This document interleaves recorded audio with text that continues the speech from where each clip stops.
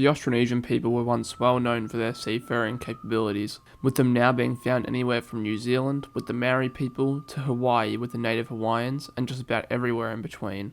What many of you may not know though, and what I certainly did not until very recently, is that many of these people actually made their way to Madagascar and became the first humans on the large island off southern Africa. In this video, I'm going to be covering the fascinating tale of these people and how they helped form the nation of Madagascar as it is today. Austronesian people initially started settling Madagascar between 200 and 500 CE. They arrived by boats after making an incredibly long journey from various parts of Southeast Asia. As a result, the initial Austronesian settlers were a mix of numerous Southeast Asian groups. They were the sole humans on the island for a couple of hundred years until mainland Africans began migrating to the island by the 9th century. Portuguese traders were the first Europeans to arrive on the island in the 15th century and were followed by other European powers. This influx of diverse people led to various Malagasy sub-ethnicities around the 14 to 1600s. The Merina, as they would become to known, were probably the early Austronesian arrivals, though this is uncertain, and other ethnic groups on Madagascar consider them relative newcomers to the island. The Merina people's culture likely mixed and merged with the Madagascar natives named Vazimba, about whom little is known. Now, I understand this is pretty confusing, as I just said that the Merina were the early arrivals. However, from my understanding, the most plausible theory is that there were several Austronesian migrations into Madagascar, with the Vazimba being the more primitive descendants of the very first migration, while the Merina were likely the descendants of later Austronesian migrations. If anyone knew any more about this in the comments though, I'd love to hear about it, as information about this often seems contradictory and uncertain, so that's just my best guess. Anyways, according to the island's oral traditions, the most Austronesian looking Merina people reached the interior of the island in the 15th century and established their society there because of wars and migrant pressure at the coast. The term Hova originally applied to all members of the Merina people who arrived in the Central Highlands around the 15th century and absorbed the existing population of the mysterious Vazimba. The king, Andrea Manilo, consolidated the power of the Hova when he united many of the Hova chiefdoms around Antananarivo under his rule.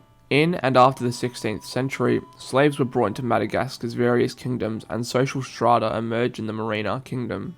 The Hova emerged as the freed commoners below the nobles' hierarchy. During the rule of King Andrea Manilo, a subset of Hova related to the king by blood came under the title Andriana. The social structure of the new kingdom became further defined under his son Rolambo, who further subdivided the Andriana into 4 ranks, which would eventually become 6 subcastes some years later under King Andrea Masinavalona. Yeah, I think that's it. The Andriana caste were originally the source of nobility, and they specialised in the rituals and warrior occupations in the Merina society. However, in the 19th century, when the Merina conquered the other kingdoms and ruled most of the island, a much larger army was needed, and the soldiers then began including the Hova caste as well. The next major change to occur for the Merina people was the introduction of Christianity. King Radama I welcomed Christian missionaries to establish missions on Madagascar in the 1810s. The Merina nobles were among the first to convert to Christianity, and the London Missionary Society established numerous missions along the coast of Madagascar in the 1820s, with those who converted being offered scholarships in London and apprenticeships in Manchester. Due to the influence of the British missionaries, the upper classes converted to Protestantism entirely in the mid-19th century following the example of their queen, Ranavalona II. The early spread of Protestantism among the Merina elite resulted in a degree of class and ethnic differentiation among practitioners of Christianity. The French, who by this point had considerable influence over the Merina, preferred Catholic interpreters, and the former slaves of the Merina people would all convert to Catholicism, presumably due to their influence. In more recent history, after the French annexation of Madagascar in 1896, the Merina people led an anti-French nationalist movement. The group, based in Antananarivo, the modern-day capital of Madagascar, was led by a Malagasy Protestant clergyman named Pastor Ravalohone. A secret society dedicated to affirming Malagasy cultural identity was also formed in 1913, calling itself the Iron and Stone Network. While initially repressed, the movement re-emerged in the 1920s through communists who gained concessions by partnering with the French left in France. A famine in 1943 to 1944 led to an open rebellion in Madagascar, which I may make a whole video on if you guys would be interested in that.